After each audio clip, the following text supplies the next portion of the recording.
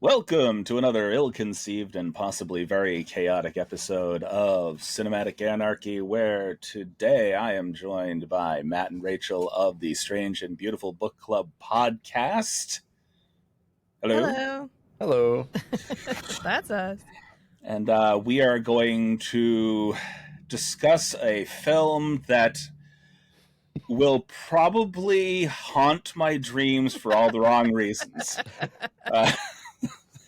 Oh my God. A film that challenges the definition of what is a film. The 1984 John Borman classic, cult classic. Is it 84? Is it 74? Did I say 84? Okay. 74. Yeah, I was like, don't blame the 80s for this. This is pre-Star Wars, I guarantee it. This is definitely a little tacky, a little weird. It didn't think it was. It thought it was some serious fucking cinema is what this thought it was. This is some strangeness that took itself a little too seriously. Yeah. Yeah. Zardoz, John Borman. Why? Why? I just like that they got Sean Connery for this. And it's Sean Connery like post 007 Sean Connery, not Darby O'Gill and the Little People Sean Connery. They had to convince him to do this. Yeah. So, no, they didn't. Oh, no, they didn't. That was the problem. Oh. And so so get work after James Bond, he was typecast as James Bond. And so they were like, hey, here's $2. You want to wear a red diaper and some fuck me boots? And he was like, I'd have done it for free. And then he just diversify your portfolio. Basically out of desperation to get back in the eye of the public. And let me tell you, the imagery of him in a red diaper and thigh-high fuck-me boots along with a bandolier. It's unforgettable. That's what it is. Memorable. Seared into my cornea. Seared. Traumatizing, one might say. I close my eyes and I see that hairy chest, which is definitely strange. And it's on like a lot of the film covers that you see if you find it around for streaming or whatever. It's like a clip of him in that. Like they're like, "Hey, we know what you're coming for." Right, so it's like him in that standing on the rocky shore. Right. Which is like one tiny bit of the movie. I mean, name another recognizable part of this movie. Like anybody in this movie that you recognize more than him. We did recognize Consuela. Yep. Okay. She plays in a lot of stuff as an older woman. She's actually in the new Dune movies. Okay. She's the Reverend Mother. She's the Reverend Mother. Matt was like, I know her, but I know her as older. And so we looked her up, and yeah, she has been in a lot of stuff. Mm-hmm. I recognize the face, but at first I think I mistook her with another actress whose name it escapes me right now. And I can't. Now that name is going to bother me. I'm going to have to go look it up. I'm not going to do it right now, though, like I normally do, where I spend like 20 minutes like, you guys talk. I'm going to be down here for a minute. Yeah. I'm looking a thing up. Yeah, I don't know. The opening really sets the tone, and I guess they added that opening because they felt like viewers wouldn't know what was happening without that introduction. I had attempted to watch Zardoz in the past, and it didn't have that introduction. Really? The floating head. I don't remember. Maybe you blocked it out. It explains nothing. I don't know what they thought they were explaining, but it doesn't explain shit. He's like, I'm going to tell you a story, but it's a story from my past, which is also maybe the future, which is also maybe a thing that won't happen. So here we go. And you're like, what? Wait. And the entire time I'm just thinking, why did they think they had to Sharpie in the handlebar mustache and the beard? I don't know. Like why draw it in? You think he did that? And he was like, let's see if they say anything. And they just left it. What was that? I'm a fake god by... I bet somebody drew it on while he was passed out drunk. And then and then they woke him up. Okay, it's time to film. And he showed up and he didn't know. He didn't notice. They had to put on the headdress because he had a dick on his forehead too. Right. Yeah. Maybe they couldn't grow facial hair. Maybe that's what it's supposed to be because they are eternal, immortal, perfect. We've left behind the nastiness of sex people. But does maybe they don't have body hair. They can't get. Does eternal immortal also mean like perpetual prepubescence? Yeah, maybe. They can't have erections because that's a plot point. It's an entire scene where we're going to okay. study Sean Connery's ability to have an erection. Reflexive erection, yay! I was like, what is happening? I love the little animation where she's like, we're going to go from this, and it's like a flaccid penis, and then it does the like stop motion like to this, and it's this. I was like, what is this? What? And then they all look at him, and then they put on like a series of images or what. And one is I'm sorry, you can't talk about Zardoz without talking about whatever happened in Zardoz. So there's that whole scene where they have that woman taking a shower, and it's just her tits. That's it. Just her washing herself. They're trying to get him aroused. Right, I know, and he's like, and so they're like, okay, let's try something else. And then they go to mud wrestling, and it's two naked women mud wrestling. Mind you, nondescript women, because you can't tell who they are, what they are. It's just no faces, no nothing. No, because the point is the tits. And then he looks over at Consuela, and they're like, oh, it's you, because he gets that look on his face too, like, the smirk. This one's for you. This one's for you. And she's like, ew, grass. So. Did a little research. While we were talking about him doing this film and the reasons he did this film, there was a clause in this film that allowed him to pursue extra time in regards to love scenes that he was involved in. Oh, no. So if he felt like it, he could invoke that clause, and they would have to allow him to do more within that scene or spend more time on that scene. Wow. Okay. Well, did you see that the atmosphere or the overall, I guess Sean Connery's presence maybe, lent such a hedonistic atmosphere to the cast and crew that they literally had a mobile STI clinic? No, I did not know that. And the population of the village, I think it's called Gary Kennedy, in Ireland where they filmed it, grew in population by 15% the next year. Okay. I mean...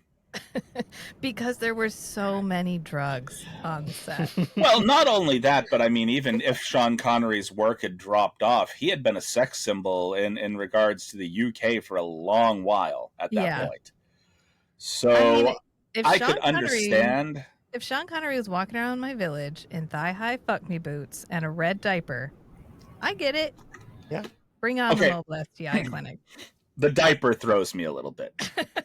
I could understand the boots, the diaper. Maybe we should call it like a Speedo. or like what do they wear for sumo? I don't remember the name of it. It kind of does look like a sumo bow because it's tied in the front. Right. It's got like a bow. Like, baby, you can unwrap me anytime. There's like a bow in the front. It's a 10 it's a cloth piece of fabric that's all wrapped around him. Yeah. I don't know what the choice was. But when he's laying down on the table. Based on the last name, it looks like John Borman's wife did the costumes. John, you know what I would like to see Sean in? But I can't just make him wear it like... I can't just ride a horse in that, too. Not just him, like the entire population in that area of Ireland decided to help them. They're like, we're going to have all of you wear the same thing. So the entire beginning of the movie, it's not just him. He gets to wear it the most. That's what the exterminators wear. I think that maybe John Borman's wife had to justify why she wanted to see him in this. No, it's all of their costumes, hon. No, it's not just him. Honey, it's a uniform. Honey, it's the future. Resources are scarce. He's not going to be able to afford a whole pair of pants. They have to stand out against the populace, the brutals. Pay no attention to the fact that his is the only one that accentuates the entire groin area. Oh, yeah. He absolutely had that padded. There's that scene where he has to fall in the mirror. There's like the mirror diamond thing. He has to fall in. And he's like, whoa. And it's like just his legs and his crotch for like a minute. Woo! And then he's like, hey, here's the rest of me. I love it. I love these 70s movies when we have a male character who's supposed to be the sex symbol. And it's clearly pre-He-Man. Like, because he's just a regular dude, right? He's not ripped. He's fit. He's fit, but he's not like chiseled or anything. It's not like Henry Cavill in Man of Steel or anything. It's literally just like a guy with a lot of body hair. I don't know what was happening. I don't know what was in the water in the 70s, but every male sex symbol is literally like a shag carpet. I'm just picturing him, George the Animal Steel, and Robin Williams all standing around shirtless in that Spider-Man scene where they're all pointing at each other, you know, comparing. You. I know, I was like, do you think, well, he's wearing a wig. I'm pretty sure he's wearing a wig, but like, did they put black hair dye on everything? I think he's wearing an extension back here. Some of that is his actual hair dyed black, because partway through the movie, you can see the gray coming through at the edges. Oh, okay. So they didn't, you get a close up of him on the ground and you can start to see his roots are coming in gray. They're like, okay, no, the gray won't do. We need to have jet black hair, and let's just throw this horsehair ponytail on the back. Yeah, it's extensions, hair extensions. Yep. Right. This was, I don't know, the opening scene where it's a giant flying stone head flying through the clouds, and they're all like, Zardoz, Zardoz. I was like, well, this sets the tone. Much to my wife's annoyance, I went around the house just reciting, guns are good, the penis is bad. For days after watching this movie the first time. Like, at random, I would just walk into a room and just, guns are good, the penis is bad. And my son's in the other room just like, yep, you're right, yeah. Oh my God.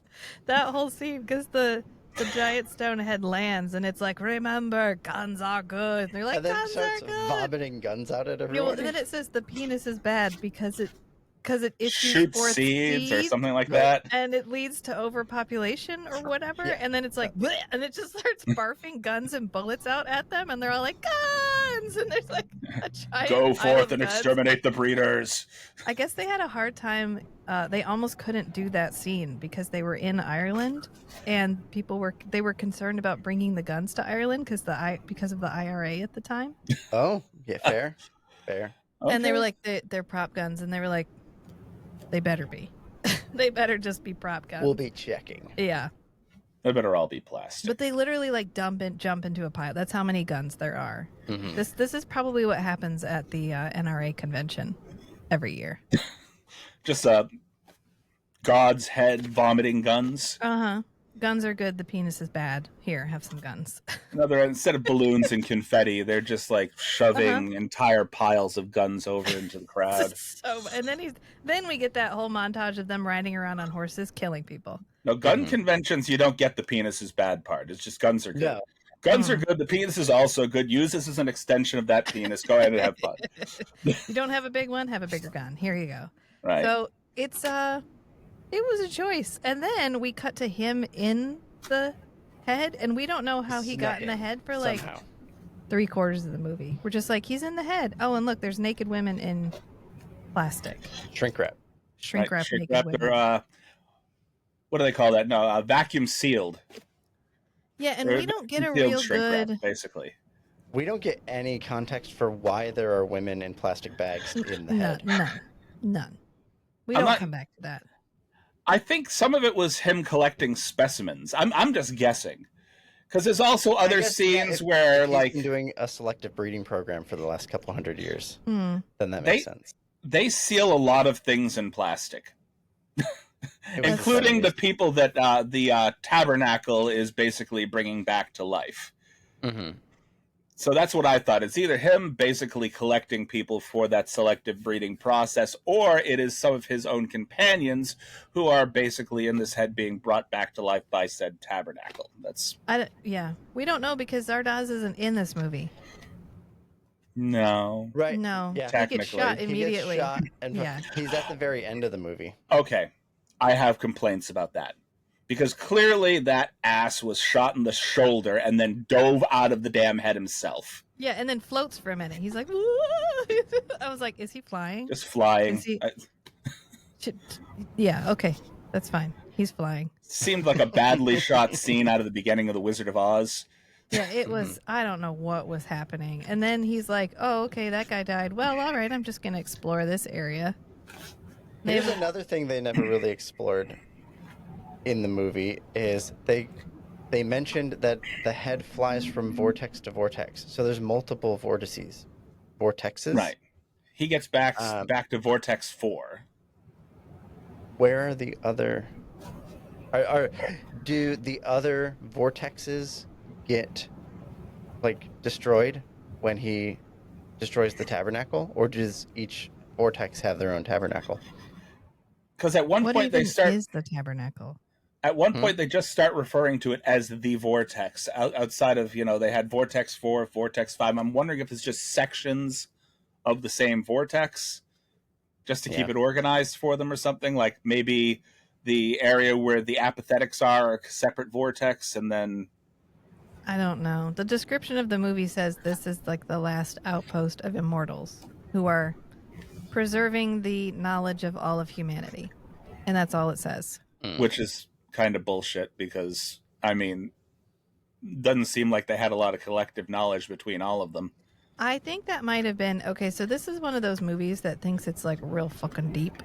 Mm-hmm. And I really think that was supposed to be part of the point, was that these people think that they're really superior and they're really advanced and that they're maintaining this knowledge for future generations, but they actually are not.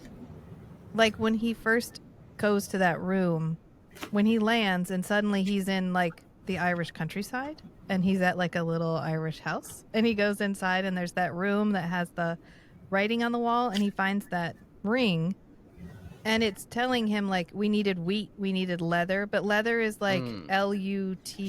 Lethur. You are. And carrots says Karratz. Yeah, so I think it's supposed to be like we were preserving the knowledge, but we're not actually good at preserving it. So we're preserving like a corrupted version of what humanity used to be, which is why it doesn't take very long from them getting him into the vortex for them to start being like, maybe we should kill each other with sticks. I feel like Arthur Frayne had said that he had been alive for 300 years, and I feel like at some point preserving knowledge was not necessarily the purpose, and knowledge became entertainment to sort of pass the time. Yeah, I think that's what it's supposed to be. What do you guys think about this? Zardoz as a story long ago in the history of the Dune universe. Okay. Because I noticed a lot of things that seem to be inspired by Dune, like the selective breeding program, a particularly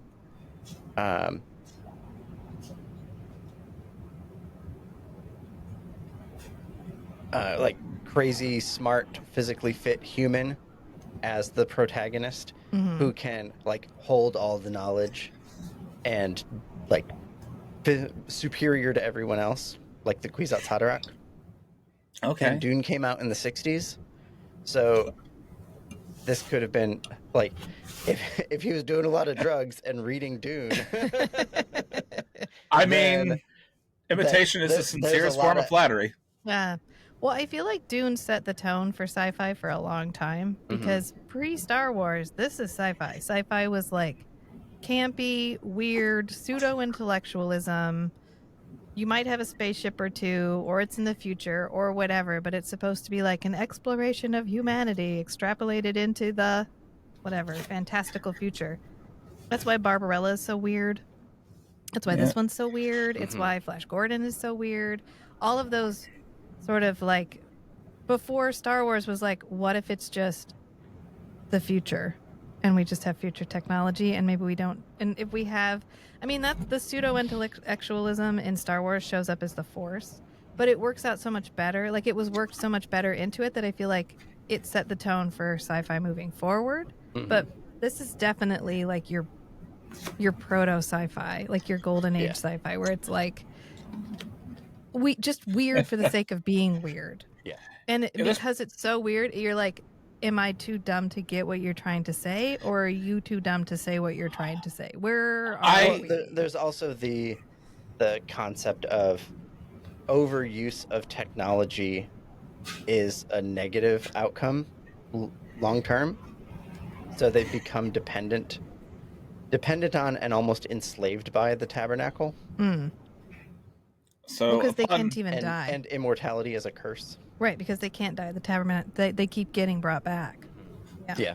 I think upon my second watching, I thought to myself, okay, there's a lot of missing information here, things that I don't even to this point I don't understand. Like, okay, why did they do this, that, and the other thing? And I think the movie was filmed to put us in a position to be as confused about what's going on as Zed was throughout the entire film. And it worked. I was. Oh, yeah. Yeah, I'm still confused. Yes. And it went from the fake god created by Arthur Frayne to control humanity, control these exterminators, to Sean Connery as Zed basically being their god and providing them with the gift of death by the end of the film. As an exterminator, that would be his job anyway, so... Yeah. I mean, they definitely treated him as if he were a god. Well, at the beginning, they're like, he's an animal. And then as time goes on, they're like, maybe he's less of an animal? Well, Consuela thought he was an animal. Right, she always does. But then they're like, wait a minute. You're the perfect human specimen. You're a mutation. They noted very early on, while they were like psychically examining him, that he had perfect memory recall. Well, they're like, he can control what he remembers. Yeah. And I was like, well, can't we all just remember specifically what we want to remember? No. That's called compartmentalizing your trauma. Oh, okay. What, you just like query your mind. Your mind's like, I don't know. Here's your 5th birthday. I don't know. I don't want my 5th birthday. I want last week. No, you can't have it. But they're like, oh my God, he can. He has perfect recall and he's in perfect physical condition. Yeah. This is what peak male performance looks like. We could have done without in the 70s. Yes, in the 70s. That's what I'm saying. Well, he's definitely pre-He-Man. I mean, that was the 70s aesthetic there. Lots of hair for some reason. Yes. Oh, yeah. Before the head-to-toe manscaping, I guess. Yeah, they did not believe. Like, I don't have enough time to shave all this. Before the razor industry got to us and robbed us of the man shag. Made it easier and easier, and now you don't have to wear a carpet on your chest and shoulders, you know? Yeah. So weird. This movie was so odd. And then there's that part, the part that I could have done without. Like, I think I would have just enjoyed this like I enjoy Barbarella, just as like a what the fuck kind of movie. If we hadn't had oh yes, Sean Connery has been given permission to have any woman that he wants. Because Zed is allowed. Zardoz gave him, like, you can procreate. So he could just take any woman he wanted. So we get 2 implied rape scenes. 3 in total. 3. One that he doesn't quite go through with. Yeah. And I was like, okay. Well, because you had the first one that was in his memory, the girl on the beach that he netted. Yeah. Then you have the second one, which they physically bring to him. And then you had the girl that was with the apathetics, where he just like reached up her shirt and then took her over to the hay, and she did nothing. So because she had no reaction, he just couldn't get into it. That's a big turn off. Yeah, he was like, oh, never mind. No, she has to struggle and fight against me. It has to be rape for it to feel good. I was like, wow. Oh, okay. Wow. All right. This is not the best part of this movie. No. That's probably the most dated I did scenes. like the idea of some people being immortal long enough literally breaks their mind. And they give up, but they can't die. Yeah. They can't die, so they're basically catatonic. It reminded me, I just read this book called The Postmortal. And I don't recommend that anybody read The Postmortal, but if you feel compelled, the concept was really interesting, which is what got me through it. But I do not believe that the man who wrote Postmortal has ever had a conversation with a real woman in real life. But that aside, the whole idea was just like people became immortal but not invulnerable. So like they figured out how to make you not age, but they didn't figure out how to save you from anything else, which is kind of like this, where they're immortal, but they can still die. They just get brought back every time. Yeah, they have that diamond in their forehead. You can still horrifically die, and then you just get brought back. And then you can die horrifically again, and then you get brought back. I loved Friend's casual approach to that particular conversation. Oh, yeah. He's like, oh, yeah, I've killed myself several times. The tabernacle just brings me back. It's like, so these people have, like, Oh, I'm tired of it. I'm going to end it all. Ah, fuck, again. And then if you're bad enough, they make you old and they put you in a nursing home that's just a party all the time. They have to destroy your mind. They don't completely destroy your mind. They age you to the point of dementia and then just throw you in a party for all forever. Oh yeah, and aging as a punishment. Yeah. It is an interesting punishment. Like, we're going to move you forward 6 months because you did a shitty thing here. And I think that would be the thing that would break my mind and make me apathetic more quickly than anything else. It's like, well, every time I think outside the box or think something else other than what you guys want me to think, you age me. Yeah. So then why think at all? That's the whole point, I think. Yeah. Yeah. See, that's what, if you spend some time thinking about this movie, you're like, oh, okay, maybe they were saying something. And then you watch it again and you're like, no. Nope. I was distracted by the diaper. They all have Chat GPT in their rings. I know. They made a few things in this film that maybe some people at Apple took like, hey, oh, you know that thing in Zardoz, that ring? Inspiration, yeah. A little bit of inspiration, yeah. We got a little bit of inspiration from Dick Tracy in our rings, our wristwatches, and some from Zardoz, and our flip phones came from Star Trek. And yep, sci-fi drives technology. Yeah. I don't know. But to finish my post-mortal thing, it's just that, like, some people, when they're alive long enough... what his idea was that everyone tends towards hedonism over time. Like, the longer you're alive and the less death means, the more cheap death becomes. And so the more cheap life becomes. Yeah. And I was like, I mean, I kind of... Okay. And then I did like that. I did like the apathetics. I liked the all night, all day party at the nursing home. Were they the rebels or the renegades or whatever? The renegades, yeah. The renegades and the I just thought it reminded me of, there's that short story about, like, if we all became immortal, you would either have the do nows or the do laters. Where you're like, oh, I can do everything that I want to do. I can do it all. And then you just start doing everything. Or you're like, well, I can do everything, but I have infinite time, so I'll do it later. And okay. I always like a good exploration of immortality. I didn't know what was happening after about 45 minutes of this movie. And by the end of it, I had actually taken Benadryl. Yeah, she missed the last 20 minutes. And had a couple of gin drinks, so I was just like in and out a little bit. So I remember Benadryl and alcohol? How brave. I was just like, what? What? So, I mean, I needed it to get to the end of this movie, I think, because he holds it at one point. He's looking for the tabernacle, and I remember him holding up the crystal and it being like, where's the tabernacle? And it's like, I'm not gonna tell you. He's like, are you the tabernacle? And it's like, I can't tell you. And he's like, okay, so you're the tabernacle. And it's like, oh my God, you found out all my secrets. I'm just gonna tell you everything now. And then I'm in and out a little bit. Even the computers are not exactly, I guess, coherent. I think they were also seduced by Sean, just like Consuelo was. Fair. I mean, she only hated him to the extent that she was also physically attracted to him. The computers were also programmed by people who thought that carrots were spelled with a K and a Z. So, I mean... How many lines do you think he actually had in this movie? He didn't talk a lot. He did not talk a lot. He's literally just there, and then the world is falling apart around him. And he doesn't do, and he's just there.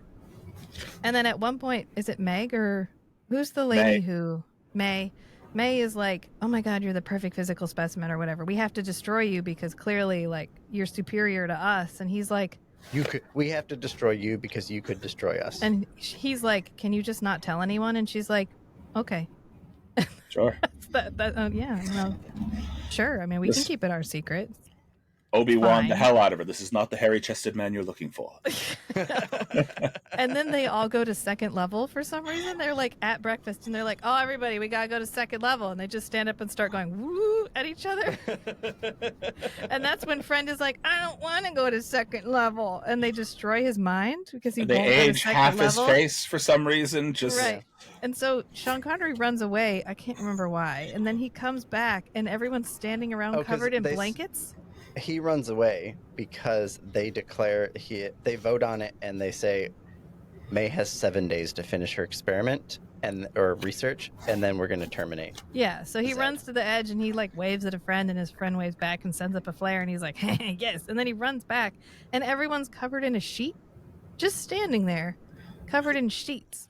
I'll add that to the list of things that I need a full explanation for.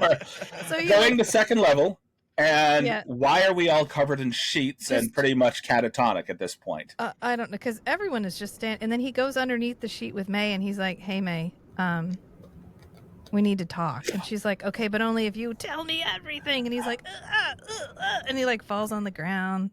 I know why everybody's covered in sheets. I know.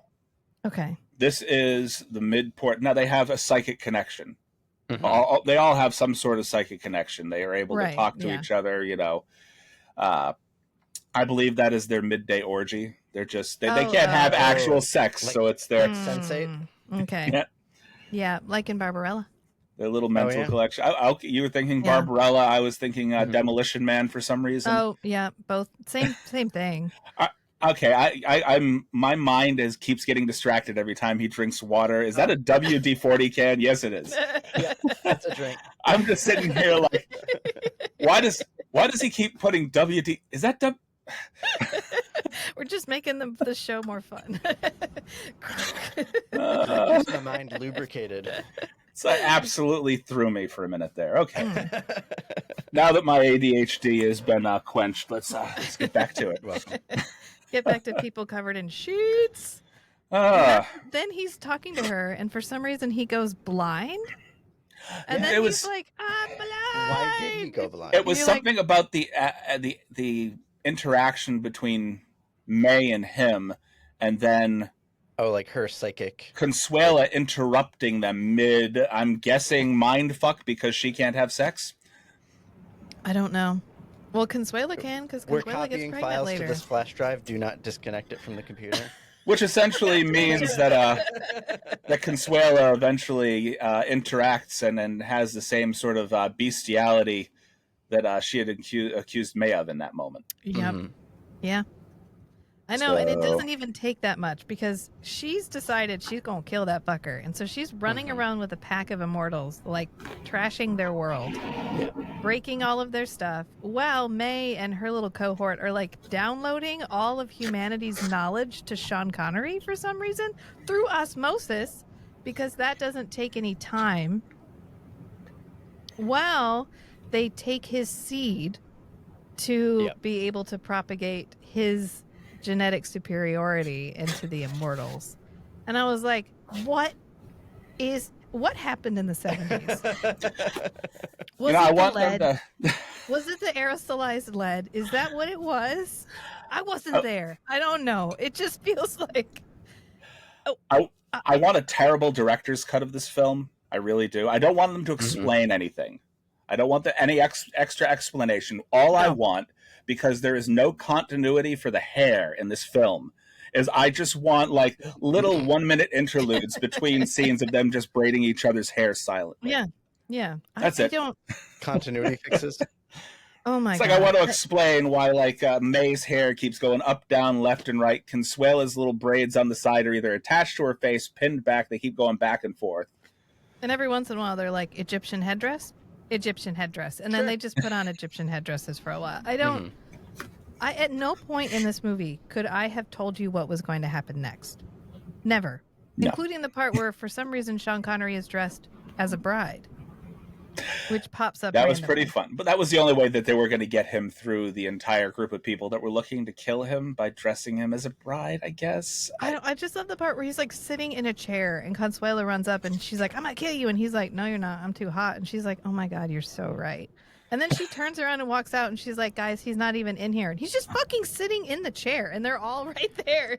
And she's like, he's not here. And they're like, oh, damn it, we missed him again. And then they just leave. I'm like, no wonder y'all gonna die. You can't even look over there. He's just sitting in a chair. He's not hidden at all.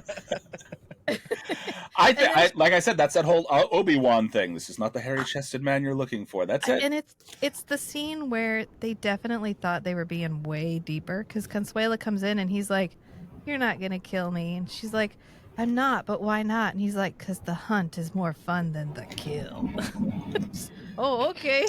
And then there's the scene where, isn't he talking to May? And she's like, this knowledge will burn you. And he goes, then burn me. And I was like, what is happening? Who wrote this dialogue? I guess he recycles those lines for Excalibur, which we'll find out, because aren't we going to watch Excalibur? I think it's on I our believe list. is Excalibur like the one like sword and sorcery kind of film that we have on this list? 1981. Yeah. I guess John Borman kept trying to adapt Lord of the Rings, and it kept not working. And so he already had everything lined up to adapt the Lord of the Rings, and it fell through. And he was like, all right, well, I wrote this other movie. It's called Zardoz. Let's do that. Oh, is that how this happened? Yeah, and then he was like, okay, I'm going to do Lord of the Rings for realsies this time, and it fell through again, and he was like, fucking fine, and he did Excalibur. Let me get this straight. So they kept turning him down to do an adaptation of Lord of the Rings because they felt at the time, in the 70s, the Lord of the Rings would have been unfilmable.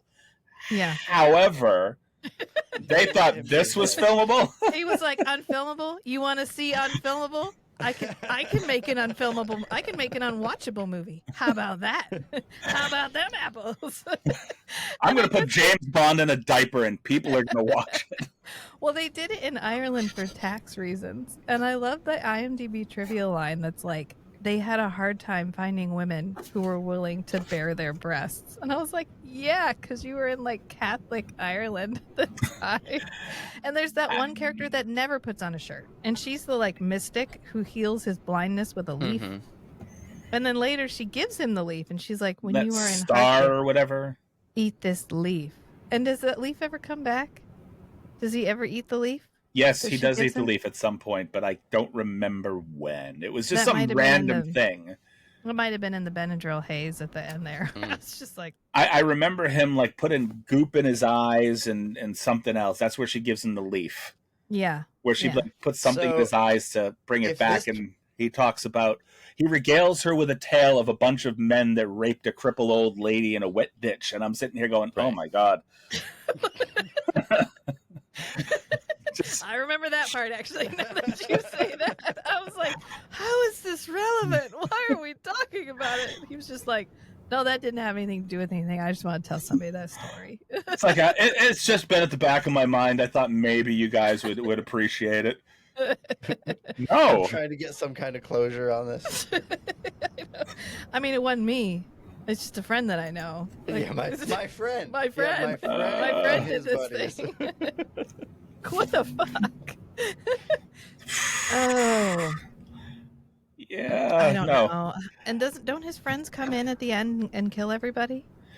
Right. He has this whole like moment at the end where I think it's Star who's standing in the middle of the fountain, like he says, you know, give me my gift, shoot me, you know. Yeah. Kill me. You are death. Please kill me. Yeah. And he can't pull the trigger, finally. The exterminators come in and kill pretty much everybody. Except Consuela, because Sean Connery is like, she mine now. And then she's like, Zarda, or what did she say? Zed. And then it zooms out and she's like laying there pregnant. And you're like, what? When did that happen? And then it's the two of them sitting side by side as like the child grows up and leaves. And then they get older and then they turn into skeletons. They had to film that 3 times, which pissed them off because of the amount of makeup that they had to go through for each dissolve. So like I guess the first one they lost the reel, and the second one of the guys that were running the camera, he accidentally exposed the film, and then finally on the third take they managed to get the whole thing. So they had to do the whole sequence of all the different makeup? Yes, 3 separate times, and it pissed both of them off. Yeah. And then they end with the handprint, which is like the classic caveman. Like that's one of the oldest cave drawing things that we have, is people would put their hands on the wall and like blow paint around their hands. Yeah. I feel like this could have led to a sequel of sorts, but it would have been Zed, not Zardoz. Yeah. Zardoz 2, Zed's something or other. I don't know. I guess people were going to see it in the movie and then we're telling people on the way out to leave and not watch it. I don't know what that is. I paid money. You don't have to. Don't do it. I have no idea. It's weird. Don't bother. It's fine. Just shh. let it go. It kind of reminded me of 2001: A Space Odyssey, where the whole end was like, guys, we're kind of out of budget. Can we just sort of do something really weird? And they were like, we need to fill a 17-minute gap. Like, sure. And then they did. And then they're like, space baby. And you're like, what? And that's exactly what this felt like. Because they got old and then all of a sudden they were like, handprints. And you were like, no, what happened? What? No. We started back over at the beginning? Is that what we're talking about here? It was confusing from literally beginning to end. Like, I had committed too much of my time and mental space to watching this film 3 times. I can't believe you made it through it 3 times. I think I would have died. I think I could have it on in the background. Well, the third time I basically had it on in the background while I was doing a few things around the house. But after watching it the first time, I was a little too confused. I'm like, I had to have missed something that ties all this together. And then after the second watching, I was like, no, this is just a series of ideas thrown together to make a movie that none of them seem to fit together. Right. That's why I'm saying it reminds me of 2001: A Space Odyssey, because no part of 2001: A Space Odyssey is related to any other part. Right. We've watched a lot of sci-fi in this era, and they all feel like this. 2001: A Space Odyssey is like this. The original Solaris is like this. I mean, I watched Barbarella with you. Barbarella is like this. It's right up there. And I think Barbarella was intended to feel like Zardoz. Because remember, Barbarella isn't necessarily a comedy. It feels comedic now, but at the time it was supposed to be serious sci-fi. Yeah, Barbarella was supposed to be, at least in part, serious sci-fi. And you watch it now, and it's a comedy. But Zardoz is so fucking weird. You can't even read as a comedy, except as like an absurdist. What the fuck just happened? I mean, Arthur Frayne himself in the beginning of the film did just say it was satirical. So I guess in essence, they filmed that at the beginning to say, yeah, this is kind of a joke. Yeah, but it's a bad joke. Oh, it's definitely a bad joke. Doesn't mean it's funny. I'm trying to think of like how this relates to, because we watched Ulysses, which is of course like the OG loincloth fantasy movie. And so this is effectively a loincloth sci-fi movie. Right. Which will lead into our next film, which kind of is halfway between loincloth and sci-fi. Yeah. Where it's like, it's almost as if they felt like if they put it, I'm trying to figure out what they were thinking with like, what if we made it a little bit sci-fi, but also a little bit like the Odyssey, or like a historical film where it's like historical but also sci-fi. And I think that maybe just I'm trying to decide if this storyline would have worked if we'd gone just it's actually mythological, like these people are actually gods. That is actually Zardoz is actually a god. Here's a parallel between Ulysses / the Odyssey and Zardoz is a superior specimen of a man gets captured by women who want to have sex with him. Well, yeah. Thank you. Yes. I mean, there's that. But what I'm getting at is I'm trying to decide if, like, later when we watch Conan, there's just straight fantasy. Right. It's a similar tone where we have some technology that you could have made sci-fi. It's a fantasy action movie. But it's fantasy. And then they were like, supposed to be a more introspective. Like, I kind of think it would have worked better if they hadn't had guns. Like, I think if they just given them swords, I think that would have fixed at least or left one them with the spears thing that they used. Right. Magic wands. Shoot like fireballs. Just if they pick, like they didn't pick. Oh, you don't want fireballs in a world full of chest hair. Are we watching Krull? Are we going to watch Krull? Krull's on the list. Krull's on the list. Okay, this feels like the spiritual successor to Krull, where it was like fantasy but also lightning swords. Which reminds me, I still have a Blu-ray copy to send you of Krull. I somehow accidentally purchased 2. It's like, okay, well, what am I going to do with this? I know. And maybe that's what it is at the heart of this whole genre, was they were trying to create this blend of like almost science fiction but also fantasy. And then they were just trying to package it all with a hot guy and hope we would forget that the tone was a little bit mismatched if there was a hot guy running around in a loincloth. They wanted us to forget that basically there was no script. It was just a series of skits. This was a series of skits, yes. Yeah. But I think that this is it's the jumping off point maybe for some of the later movies where we try to blend a little bit of technology, a little bit of fantasy.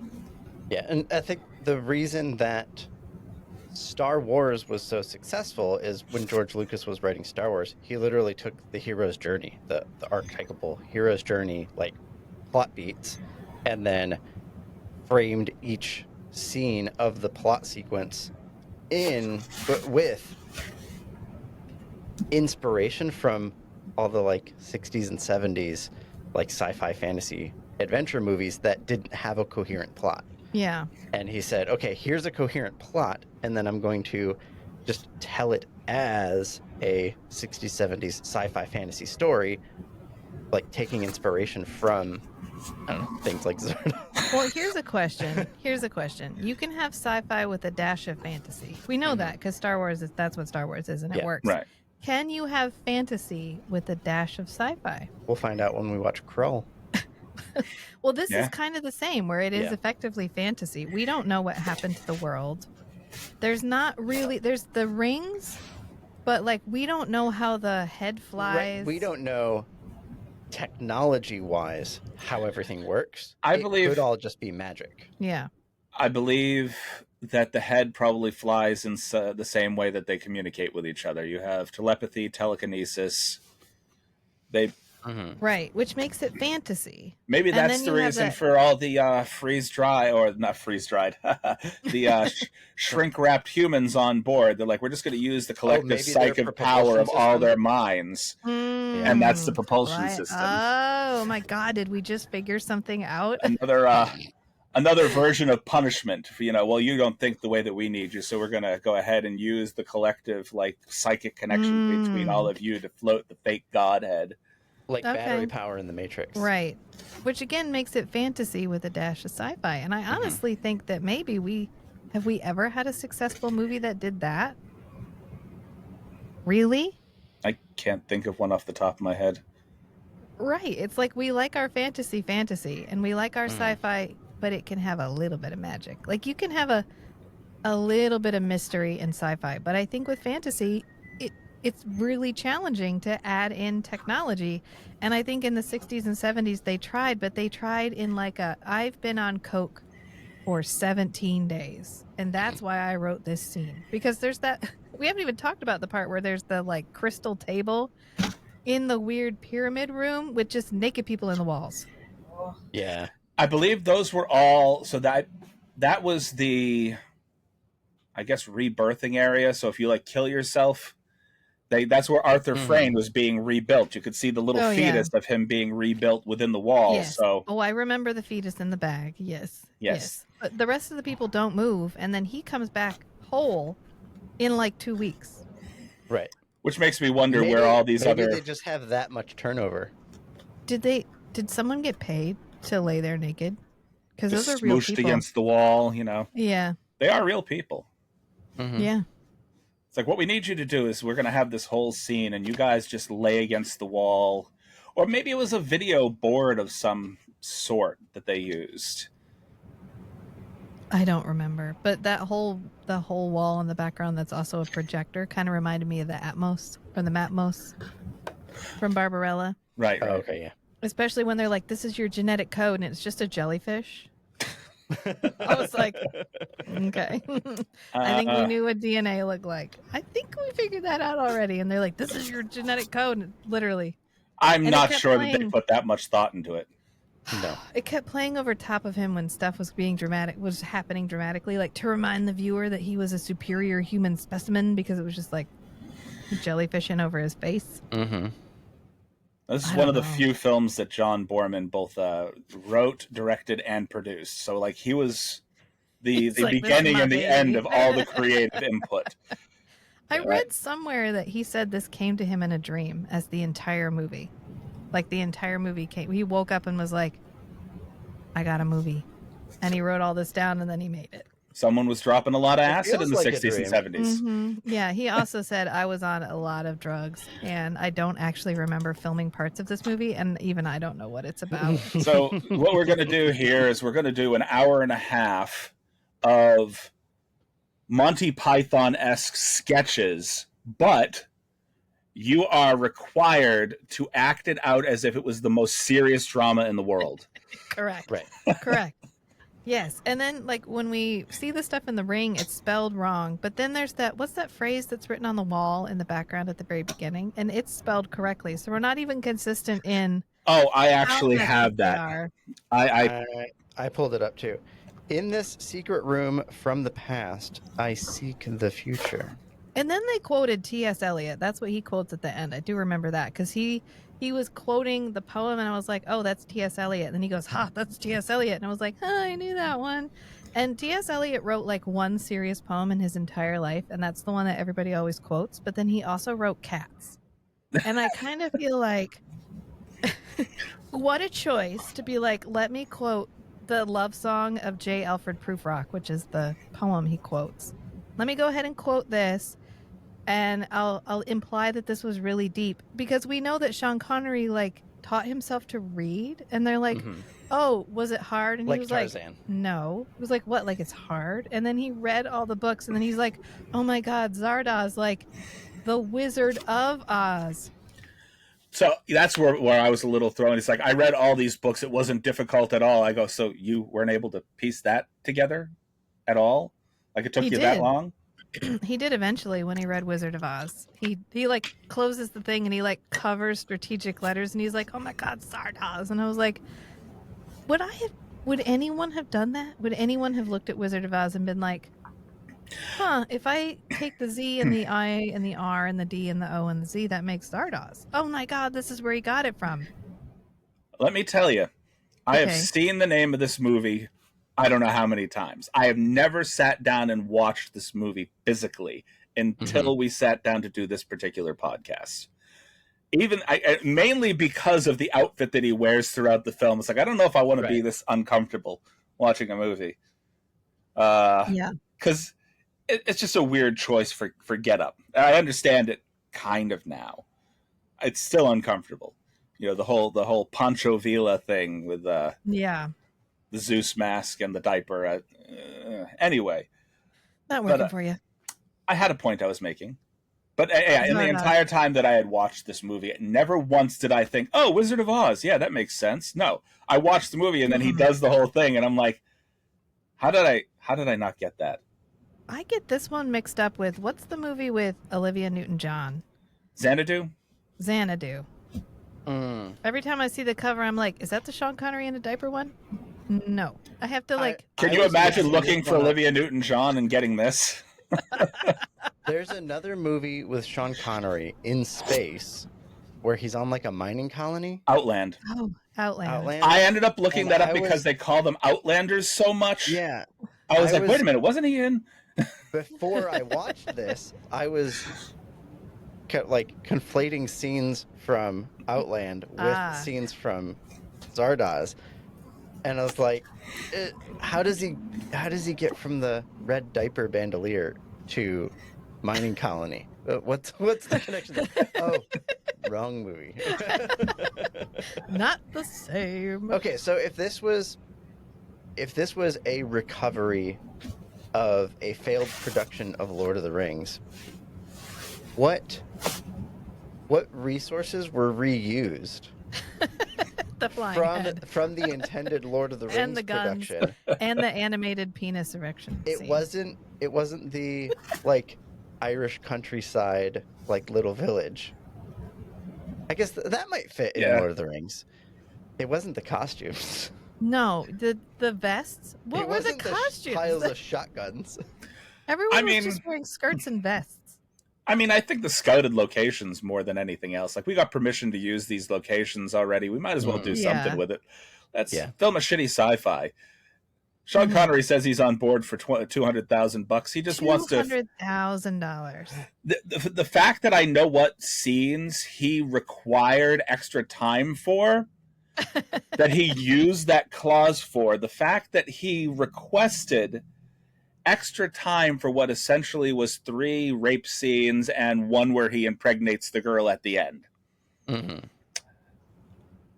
Makes me a little uncomfortable with Sean Connery in this movie. I think an argument could be made that Sean Connery's career after 007 was a crapshoot. Mm-hmm. I mean, he has like The Hunt for Red October. He has a couple other ones that are okay, but for the most part, he was just all over the map after 007. They asked a lot of accent work from a man that couldn't pull off an accent. Because he was supposed to play a Spaniard in The Highlander and a Russian submarine captain in the Hunt for Red October, and he is just an Irishman, or Scotsman, sorry. Yeah, no, he never, ever does an accent, ever. This is me doing my Russian accent. I mean, in Highlander, they got him a dialect coach, and they sent him to Spain. For months. For 2 weeks. 2 weeks he spent in Spain with the dialect coach. Yeah. And they were like, did you learn, did you get an accent? And he was like, yep. Yeah, sure. And, he just showed up and did whatever. He filmed for like 10 days. He just did his thing and then left. You remember all that money that you spent on a dialect coach? This is what the fuck you got out of it. He's not even supposed to be Spanish. He's supposed to be an Egyptian guy.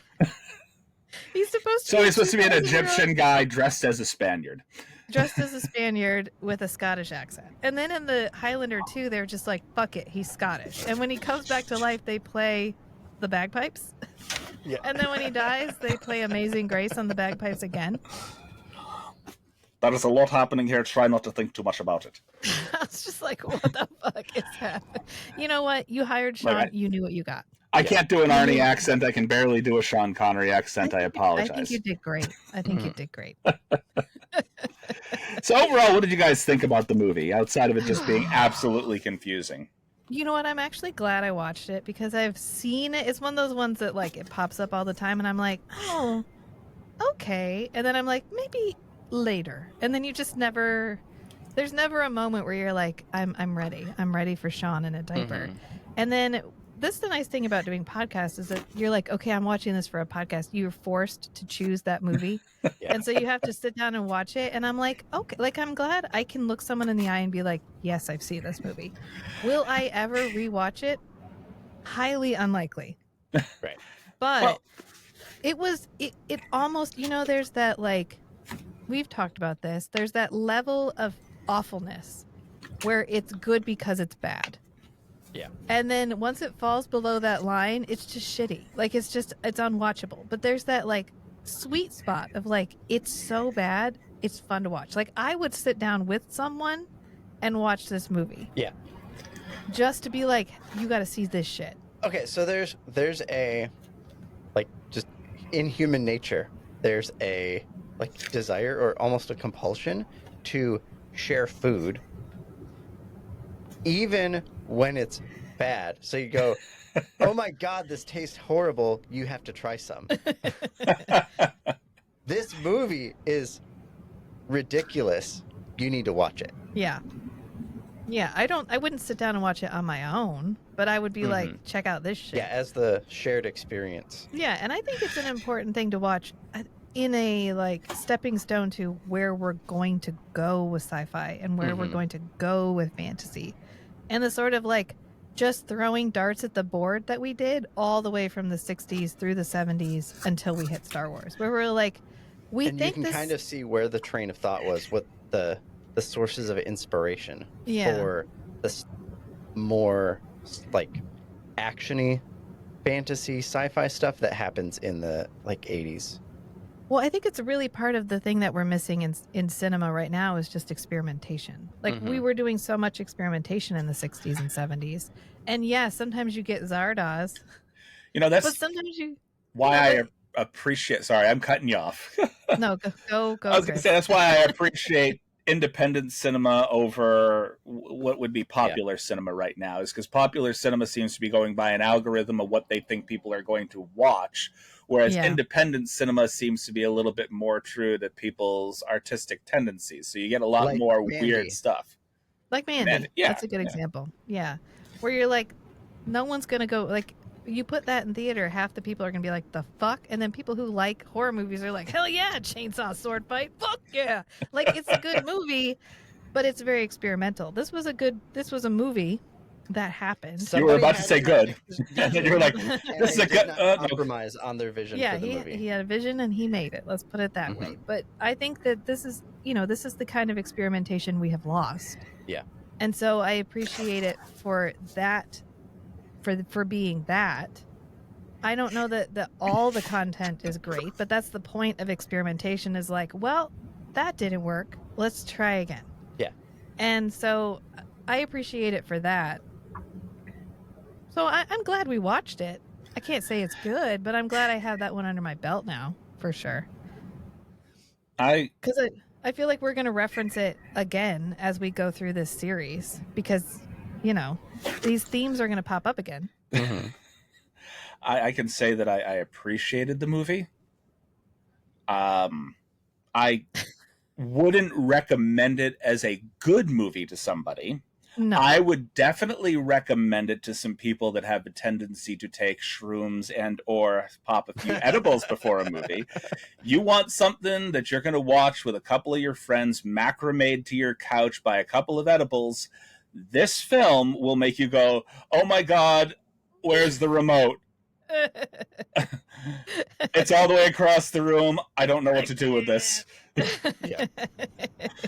Yes. Drug yourself into making it through this movie. Yes. A movie that feels like Sean Connery taking an audition for Tu Wong Fu a little too seriously. That's... Yes. Yeah. I mean, the fuck me boots were a choice. Oh, the frilly wedding dress. I mean, he put a lot of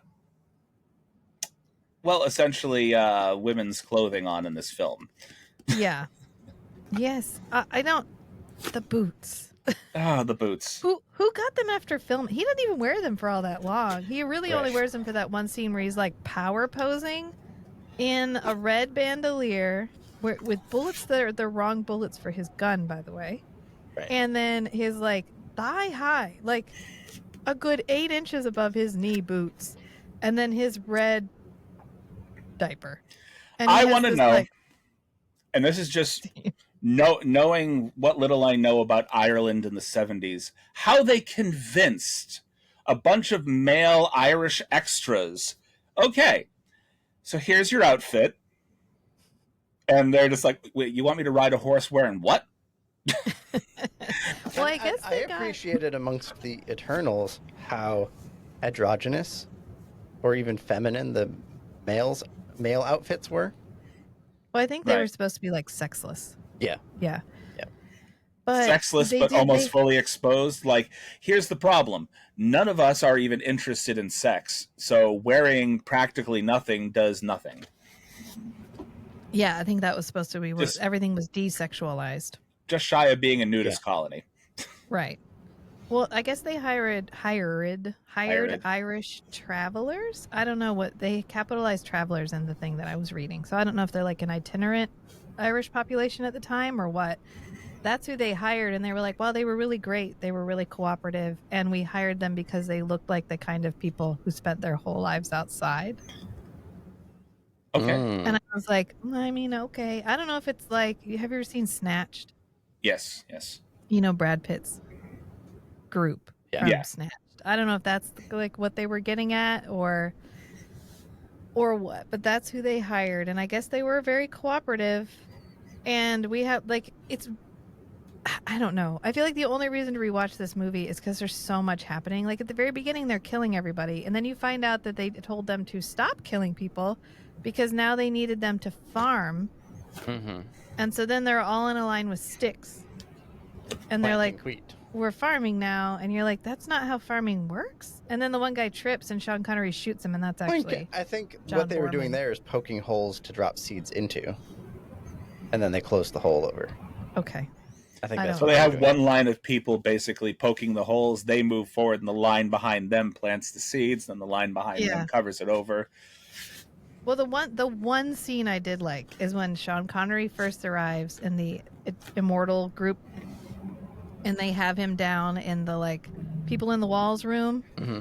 and it's May and Consuela, And Consuela's like, he's gross. Can we just get rid of him? And May's like, he's the people that are outside the wall. Like, there's a ton of these people. He's not just gross. He's like, just not like you. And she's like, no, I think he needs to go. Like, I don't like being reminded that they exist. And she's like, you still eat the bread. I did like that part. She's like, you may not like that he exists, but you still eat the bread. And she's like, okay, but like, I don't want to be reminded of that. Right. And it's been 200 years since we've done a genetic analysis of the Outlanders. So like maybe are it's there time? weird mutations? Is something going on? Yeah. Well, also, I mean, him being the first Outlander that actually made it from that area into the vortex. It's like nobody has ever done that before. So in their 300 years worth of immortality, they probably brought people into the vortex, but he's the only one that's made it in there himself of his own volition. Yeah. Not shrink wrapped. Yes, correct. Although we decided they were batteries. Yeah, they're batteries. Yeah. I think the other ones they collected ended up the skulls on the floor.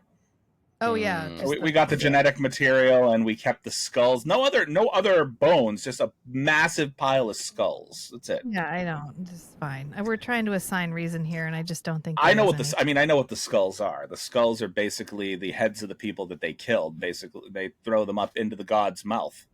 Yeah. I know, and they keep acting like it's this huge mystery how he got in there. You have a giant head that flies in and out. That's hollow. You can't put two and two together. He climbed in the head. Yeah. Well, yeah. Floating. I'm wondering. It's how I think he hovers just far enough off the ground that they shouldn't have been able to climb in, which doesn't make any sense. The wheat. Right, and Zardoz should have, screened the head before he took off. Well, they go in to put the wheat in there. That's how he got in there. Right. Yeah, I think that's what they want to know is how did you get past? Why was Zardoz not? Why didn't he see you? Why didn't he find you? Because he should have kicked you out before he took off. I don't know. Let's see. You basically have armed this entire crowd of people. Now he's immortal, and even if they shot him, he would come back in the vortex. Right. But it took them, I guess Zed was the only one that figured it out, this long to realize, okay, we are basically giving you sacrifices. Like some guy got killed directly in front of the head before they gave it to the head. They're able to load the weed onto the head. None of them thought, what happens if I just stick around for a little bit? What if I hide? Not until they had the perfect physical specimen. I don't think they knew that he was a perfect physical specimen. He was the only one with the padded balls to do it. Well, they thought he was God. They thought the head was God. That's why they didn't. And then the only reason Sean Connery, Zed, his character, decided to try it is because he found that book. He found the Wizard of Oz, and he was like, "Oh, maybe it's all a lie." Which was Zardoz presented to him. No, he found it in the. Zardoz said he late at the end. It might have been while you were out. Zardoz explained that he was the one who, presented the Wizard of Oz to Zed. Yeah, Arthur Frayne wanted him to figure it out because Arthur Frayne he'd done this selective breeding program to produce people who could break the Eternals from their curse of immortality. I think this was all a long game for Zardoz to destroy the tabernacle, but he couldn't think about it too much, and he said Friend was in on it with him. And I think that's why Friend was so friendly to Zed, is because Friend was in cahoots with Zardoz on the let's cultivate the Outlanders into a weapon that we can use against the tabernacle. I like that one scene between Friend and Zed, where it was literally a 10-second interrogation before he's like, you know what? I can't interrogate you. Let's just walk around and show you everything. Oh, you're so clever. Okay, let's just go. The other movie this reminded me of is Battlefield Earth. I don't ever want to be reminded of that movie, though.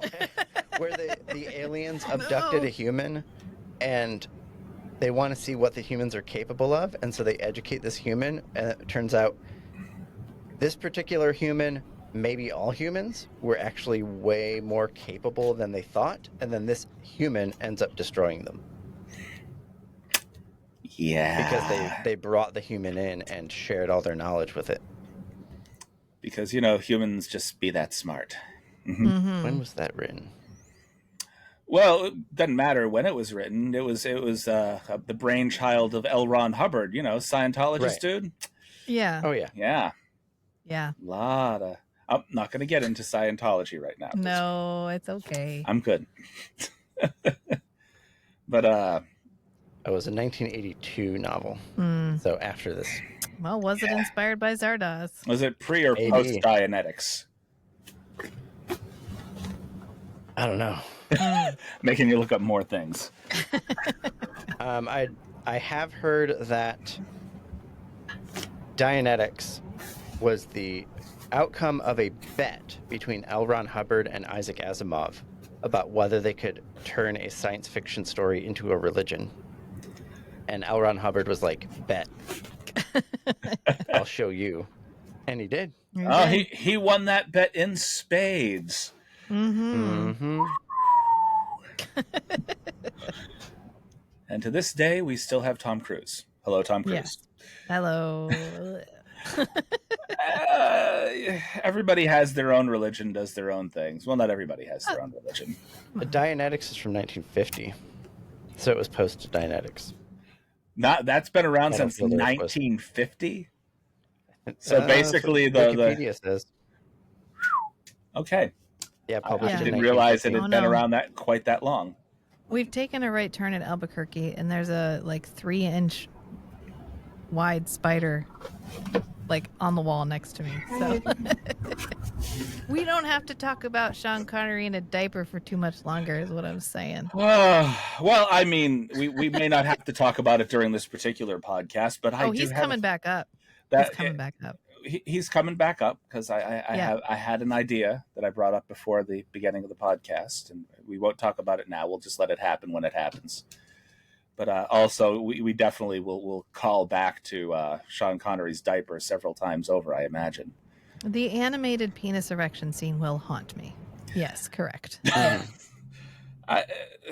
There's a lot of things in this film that are just sort of burnt into my corneas, and yeah. Only real complaint that I had with the movie. One complaint.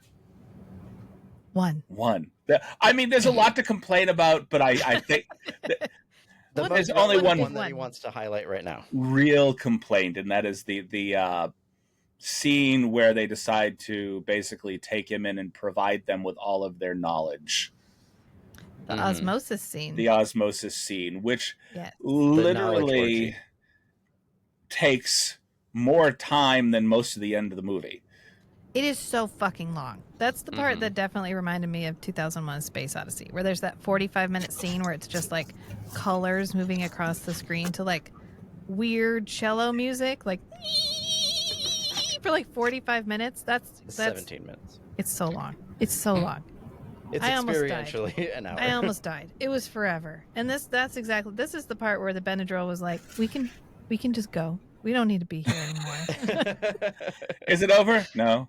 I was like, I'm not really here. And Matt was like, nothing's happening. And I was like, okay. Yeah. I called it the techno orgy. Yeah, it definitely. They were projecting images and text but all over them. You heard part of what they said that was all about. So they give him their knowledge. He gives them his seed. And I'm sitting here going, so basically everybody in there, male and female alike, both gave him knowledge and then fucked him. Yes. Correct. That's that entire scene. And it was so long. This movie was almost 2 hours long. It could have been a 90-minute movie. Oh, it should have been a 90-minute movie. This cut down to 90 minutes is okay. I mean, this was kind of weird, but okay. The 2 hours was what's happening? Why is my brain melting? Is that spinal fluid leaking out my nose? It may have been. It may have been. This is it should have been a tight 90 minutes. If they had cut down on that scene, it could have been a tight 90 minutes. I just feel like the 70s didn't know how to pace. They just didn't. They were just like, I don't know. Is this going to slow the movie down? Do we care? We don't care. Even at 107 minutes long, this movie felt like it took 4 hours to get through. Like, I think I texted you while we were watching it, and I was like, I was born watching this movie, and I will die watching this movie. It was so long. It was. Some movies just feel like, oh my God. Why? I don't know why. Why? Well, Sean Connery. Yeah. That's why. It's like we want to keep him on screen shirtless as long as humanly possible. Maybe that was one of the scenes that he was like, I opt to extend this. And they were like, there's no visible sex in this scene. And he was like, yeah, I want this part to go on longer. I want them to seem like they all did me. I bet you that it did includes something a little bit more physical in there. Like, yeah, this scene went on for a little bit too long. Let's cut out the actual part where you give them your seed. Yeah, but we had to do it at the end of each scene where they give me knowledge. But they don't actually have to. We're doing it. Okay, fine, Sean. We didn't even talk about the scene where his sweat brings the apathetics back to life. Oh they my like God. lick him and they're all like, oh my God. And Matt took a picture of him like surrounded, it just as moaning intensified at the bottom. And then they all start kissing each other. And Matt was like, this is the least erotic kissing scene I've ever seen in my life. All that was swapping the spit from his mouth. They took spit from his mouth and then they just like swapped the spit down the line. It was so weird. Okay, spit into my mouth and I'll spit into his mouth and then I'll spit into her mouth. Like, what is that? And then they're like, thank you for bringing us back to life. We take your life to nourish ours. And he's like, well, they're all like rubbing on him. I was like, is this an orgy? Is this? That's perfectly fine. That would have ended up on the floor anyway. Are we having an orgy right now? I know. He just kept looking at him like, what in the hell? Okay, you just do what you're doing. I'm going to go back to just keeping an eye over these people that want to burn me. I know. Or there was another licking scene that passed by very, very quickly. Oh, he licks somebody. He licks somebody's friend. hand. Yeah, he licks friend. Yeah. He basically Matt was looking at something else, and I was like, he just licked that guy. He was just like... friend was like mocking him or whatever, and he just reaches over and just... I feel like that with the most serious look on his face, like, yeah, Sean Connery just licked you what? What? I feel like that's almost instructional. Like the next time somebody's arguing with you, you just lick their hand. And just as like a, what the fuck? You're like, I don't know. Remember the next time you fuck with Sean Connery, he's going to give you a licking. You get the tongue. Literally. a tongue lashing. Was that ad-libbed? Was it written in the script, or was it he literally just like, here we go? Oh, I think it was definitely ad-libbed, and then they had to move on afterwards, because you could tell that he was that friend was gonna giggle just a little bit at the fact that he just got licked, and Sean Connery's just staring him down. You know, say something. Deadpan face. Go ahead, break. Yeah. So yeah, I think that he maybe fucked with some of the people on. He's like, look, I can keep a deadpan face no matter what you throw at me, but I guarantee you, you're gonna laugh. Like the Biggest Dickus Monty Python scene, where they brought in extras and they said, you're gonna dress as Roman soldiers, and people are gonna talk to you, but if you laugh, you don't get paid. And that was the Biggest Dickus scene. Is the actors were trying to get the extras to laugh, with the understanding that from the extras' perspective, if they laugh, they don't get paid. Oh, that would suck if that were my job, because I could be broken so easily. I really could. Well, that's history of the world, isn't it? Yeah, I think so. Yeah, that's a funny one overall, but yeah. Was that a Monty Python movie? I thought that was Mel Brooks. Been Monty Python, maybe but I think it was. It's definitely a Monty Python. Maybe I'm wrong. I don't know. It's Mel Brooks, but I'm questioning my whole life. It's some of the people from Monty Python are in. I don't know, because there's that whole class of Monty Python movies that are just their skits redone, but for the big screen. Like Meaning of Life and I think Holy Grail was definitely one. Life of Brian. Life of Brian. Oh, it's in Life of It's just Life of Brian. Brian, It's in yeah. Life of Brian. That's what it's from. Yeah. Okay. Yep. With the shoe and the gourd. Follow the shoe. So When he becomes Jesus accidentally. I'm not going to recommend this movie to people because I like it. I'm going to recommend this movie to people because I want their The extra trying not to laugh.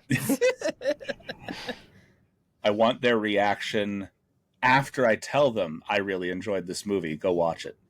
Yes. I love this movie. Go watch this film. Oh my God. Zardoz is so amazing. 10 out of 10. And then I will just be like, you know how I know that you didn't watch my podcast this time around? Mm-hmm. Because hear how much I hated it. there was an hour and a half of warning that this almost 2-hour movie was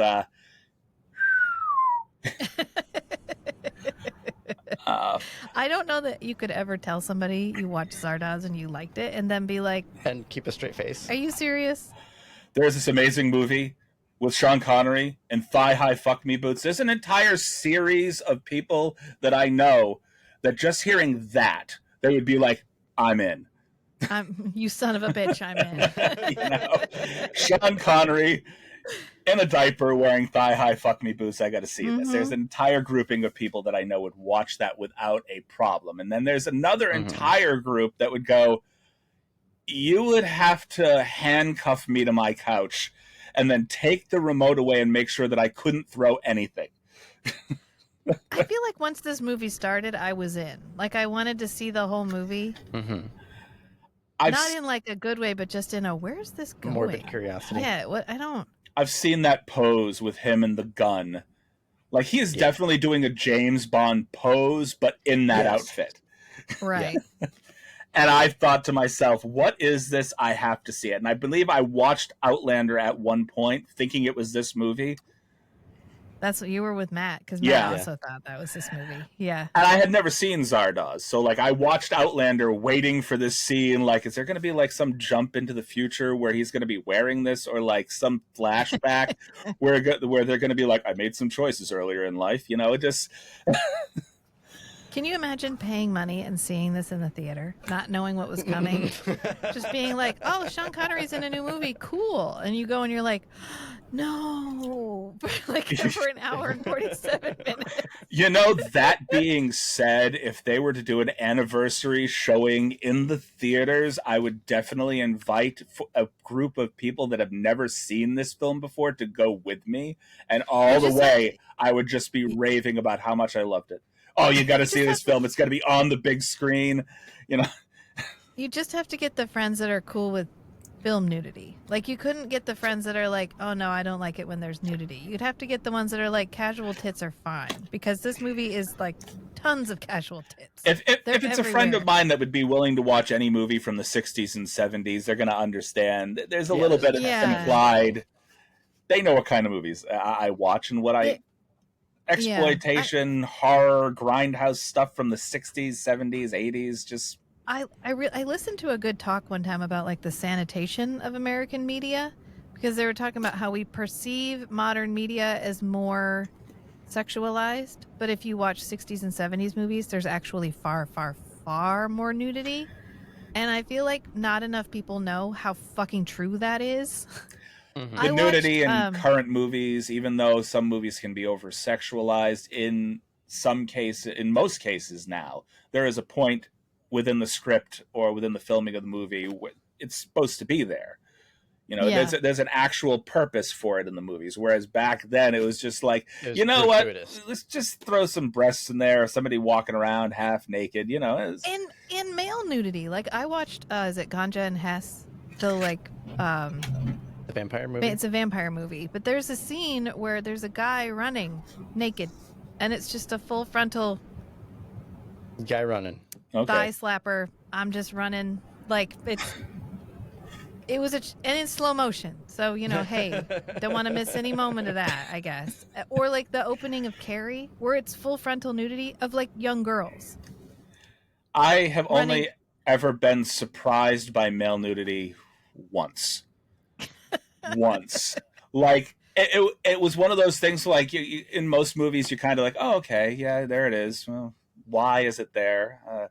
And then one movie I'm watching and I was just like, Okay, that was completely unexpected. Full frontal Robin Williams was not something that I really needed. What movie is that? The Fisher King. Oh, okay. There's a whole scene where him and Jeff Bridges, is it Jeff Bridges or Beau Bridges? I think it's Jeff Bridges. Bridges. It's one of the bridges, Mm-hmm. not in Madison County. But it was this whole scene in the park where basically he strips down nude and they both lay out in the field and just watch the stars for some reason. I guess Bridges is trying to figure out, like, or kind of connect with him in some way because he basically cost him his wife because of his whole shock jock routine. And I'm just sitting here like, I don't understand why they had to randomly have Freeball and Robin Williams in this film. It was out of nowhere. It just happens. And I'm just, you don't get, there's no preparing for it. It's not like he strips down. It's just clothed Robin Williams, no clothed Robin Williams, you know? Okay. It's like, like the only other time that I've ever seen him do a nude scene, and you kind of expected it. I believe it's like The World's Worst Dad or something like that, which is like a Bobcat Goldthwait film, and he like strips down and at the school and goes and dives off the high dive into the pool. Okay. Yeah, wow. It's like you kind of expect that. There's a lead up to that. There's no lead up in The Fisher King. It's just, here's his dick. You know, that's all you get. So we tried watching Being Human. Okay. Which is a Robin Williams movie. Where it's like a series of skits, like vignettes through time. Okay. Oh, yeah.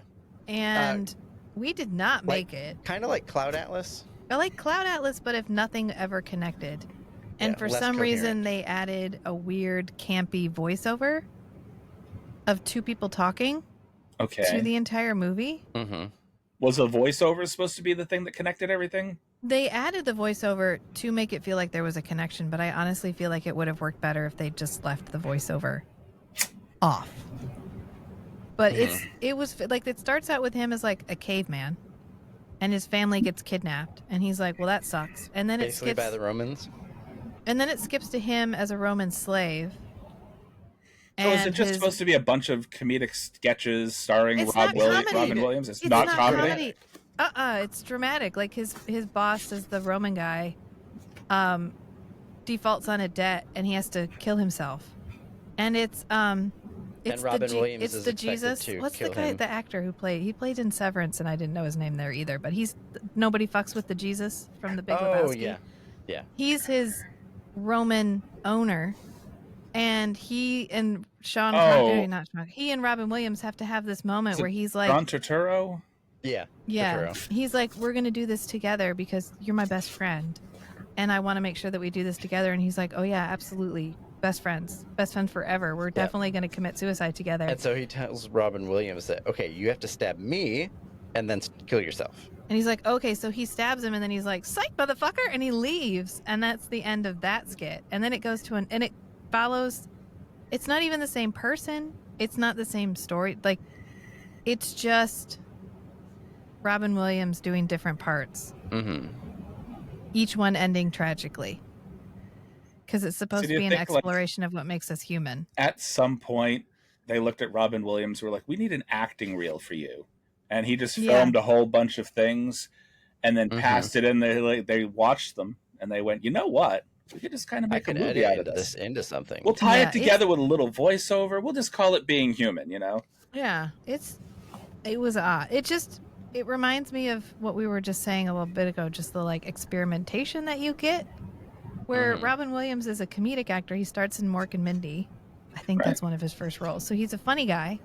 And then he's like, what if I did something serious? And so he has these whole group of movies where he's doing serious stuff and he's really good at it.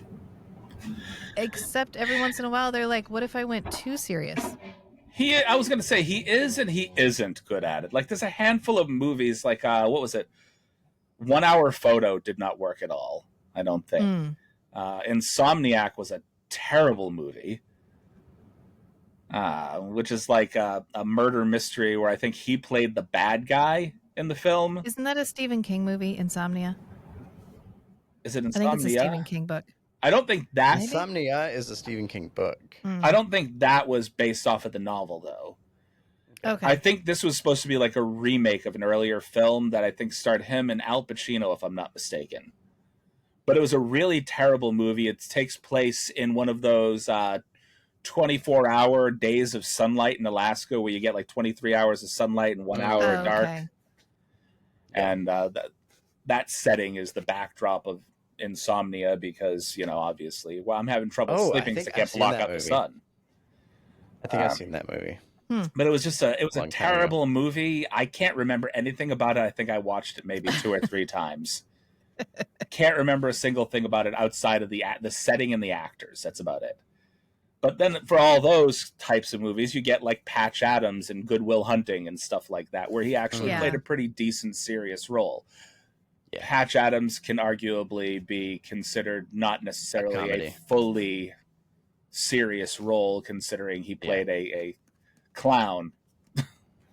I would say he's good in movies where a doctor that plays a clown. Where kids. He's the funny guy that bad stuff happens to. Yeah. So when he tries to be a serious character who makes no jokes, it doesn't end up working. But he has to be like, even if he's not like a goofy funny guy, if he's like the sarcastic funny guy. He's a serious guy who has a really good sense of humor. Yeah, that bad stuff happens to. That's when it works out well for him. But I feel like to reel it back to Zardoz, I feel like that's where Sean Connery falls a lot of the time, is like he had his one breakout role and then he was like, I'm going to try to do other things so that people know I have range. And all he did was show us how little range he actually had. The problem is that he tried to do comedic roles in movies that otherwise should have been serious. And he did serious things in roles that otherwise should have been fairly comedic. Yeah. So his tone never really matched the movie that he was trying to star. That may be a mismatch of Sean Connery, the actor, and the director's ability to direct him. Yeah, he may have just needed a good... I mean, he's good in Darby O'Gill and the Little People, and he sings. I mean, he doesn't have a bad singing voice. It's interesting. I've heard much worse. I've heard much worse. I had Darby O'Gill and the Little People on VHS, and for some reason, I watched it a lot, and I was terrified of the Banshees. I don't know why I watched it all that much, but it's such a weird movie. Anyway, that's the one I always remember Sean Connery from. Oh, you mean from Darby O'Gill and the Little People? I have watched so many Sean Connery films in my lifetime, and I can only fully remember a handful. League of Extraordinary Gentlemen. Yep. This one is going to stick in my memory for a good long time. Oh, yeah, that's called trauma. His role in Highlander, I will remember for a pretty decent amount of time because I've seen Highlander. I don't know how many times. I'm gonna have to rewatch it again because there's a remake coming out. Oh yeah. And is there? I hadn't heard. No. Right. Oh, no, I haven't heard. No. I'm not sure that I enjoy the casting that they're doing for it, but whatever. I mean, as long as Henry Cavill's still in it by the time it's actually out. Who was the other one in it? Henry Cavill? I don't know. I haven't paid attention. I don't care. Oh, good Lord. I'm not going to go look it up right now. I've heard... I know Henry Cavill is supposed to be in it. I know that they got a couple of different wrestlers to just kind of throw their... I think Dave Bautista. Isn't Dave Bautista in it? I think he's supposed to play the Kurgan character. Yeah, he's the Kurgan. I was and then they got Drew McIntyre to play Henry Cavill's brother in the film. Yeah. Interesting. Okay. So, which, I mean, you took a big, beefy Scotsman and put him in a role where you need big, beefy Scotsman. Good casting. Good casting. Yeah. I mean, listen... If you're a Highlander fan, you've been shit on so many times at this point. You're just like, I don't care as long as it's content. As long as it is better than Highlander 3, I could care less. Or 2. The Highlander that does not exist. I can even tolerate the 3 or 4 different versions they put of Highlander 2 out. Oh, they have a Renegade version. I just realized that. I like the Renegades. From Zardoz. Yeah. Mm-hmm. They weren't pulling things I just love that they brought places. Sean Connery back with the power of friendship. because Christopher Lambert was like, I'm not going to be in this if Sean's not in this. And they were like, he died in the first movie. And he was like, figure it out. I don't care. And so they brought him back. So apparently You beheading write the story. I just act in it. apparently beheading a Highlander isn't the end of them. You just got to be really good friends. Just really good friends. Yeah. The quickening. It's fine. Don't think about it too deeply. Just like don't think about this movie too deeply. I don't think that I had the ability to get into it far enough for it to sink in deeply. No, you don't want it to. I tried. I really tried the first time through the movie. You'd need the mobile STI clinic.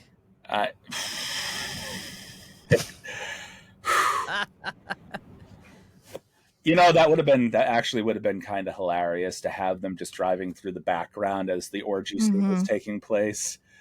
We'll be right over here when you need us. We'll be here when you're done. Setting up the chairs and the injections.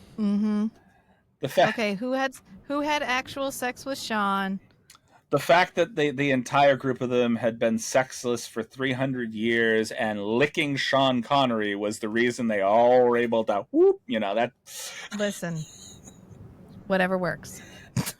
And it wasn't even the main immortals. It was been the ones that had just given up on the everything. apathetics. Yeah. It's like, you know what? They were like, oh yeah, because when they're running to find Sean, oh my god, I just remembered that part. The Benadryl cloud parted for a minute. Right. The scene where they're like chasing after him and they're all like, well, we got bored, so we just started fucking each other. And they're all like on the statuary naked.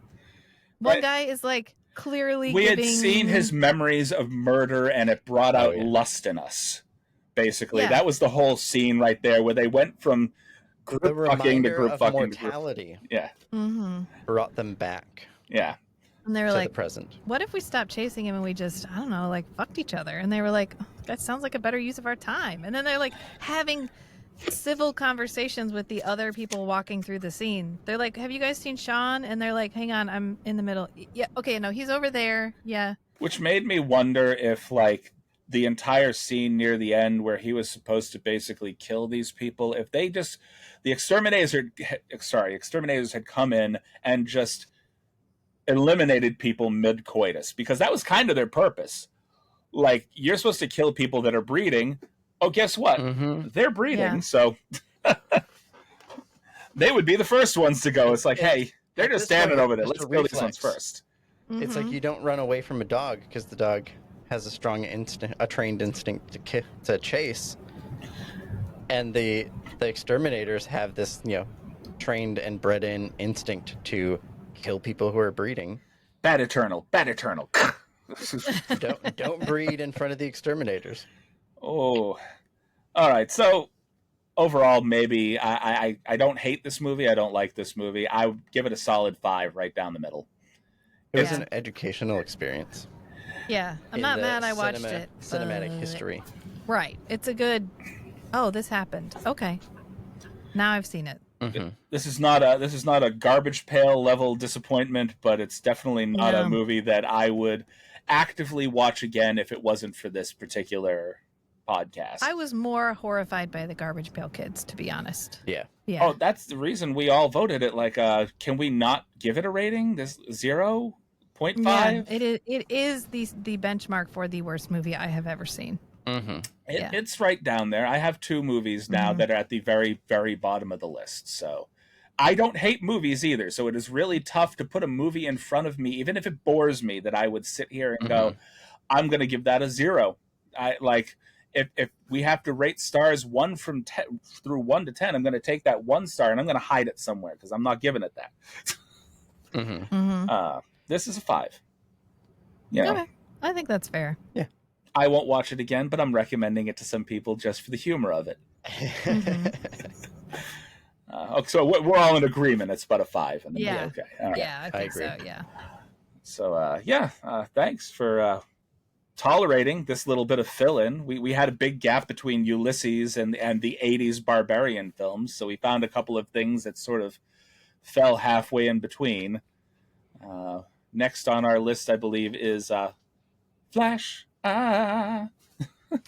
Flash Gordon. Yes. Yep. You can't. The Queen music playing in my head always makes the movie better. It punctuates the action scenes throughout the film. That Flash thing. So, And we will talk about that when we get to it. So I've decided not to go with Miss Nico's thing to sign off the podcast. Before I do, would you guys like to give our lovely listeners any information about your podcast and where they can find you? We do podcasts. Like a lot. Yes. You do quite a few. Website, strangeandbeautiful.network. Yeah, strangeandbeautiful.network to find all of our podcasts. We're currently doing a rewatch of Babylon 5. We just finished The Dark Tower. We have one more thing to do in that, and then we'll be finished with The Dark Tower, all the Dark Tower content, and that's on Strange and Beautiful Book Club. And then our Babylon 5 podcast is We Are All Kosh. I'm currently listening to The Dark Tower on Audible and then pairing it with the review from your podcast as I'm listening to the books. So I'm about 3 deep right now because it takes a little while to get into them once the books get a little lengthier. Yes. Yep. And so rather than going with the outro that Nico usually throws at us, I'm going to say thank you for listening to the Strange and Beautiful Book Club podcast. No, this one's yours, Chris. I'm not on your cast. You're on mine. Thank you for listening to Cinematic Anarchy. You can find us on YouTube, Spotify, pretty much wherever you can find your favorite podcasts. And remember, when life gives you lemons, take those lemons, squeeze them, throw a little bit of water in there because you know the hydration thing, and drink a full-on cup of anarchy because don't put any sweetener in that. Bye. Nice. Bye.